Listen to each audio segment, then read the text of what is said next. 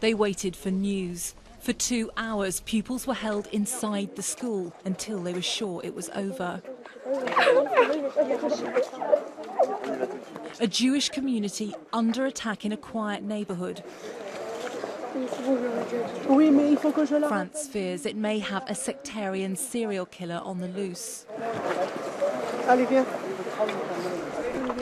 As crime scene investigators tried to piece together what had happened, a terrifying chain of events emerged. The rampage began at a drop-off point for the school's nursery and primary-aged children. He was on a motorbike or high-powered scooter. He got off, and when he was directly outside the building, he shot at everyone he could, children and adults alike. Some children were chased into the building.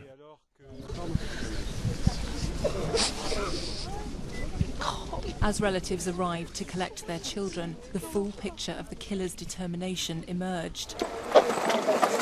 They had survived an attack by a gunman who fired indiscriminately.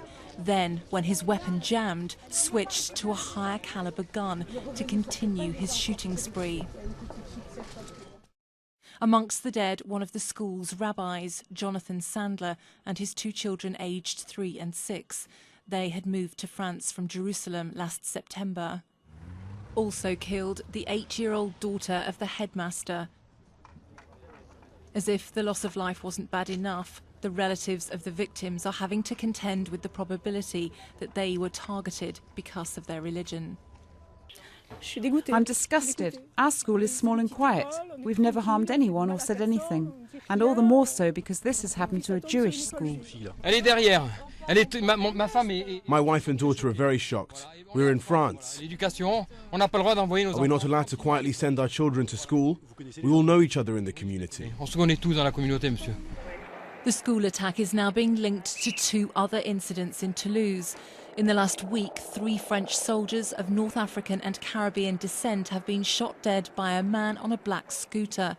Police say the same gun was used every time. Within hours, President Nicolas Sarkozy, seeking re-election in May, had travelled to the south of France. Everything must be done for the killer to be stopped and to be held accountable for his crimes, so that there are no other victims. But at the same time, our schools must continue to function. Our compatriots who want to practice their religion at synagogues, mosques, churches should be able to continue to do so. We must not give in to terror.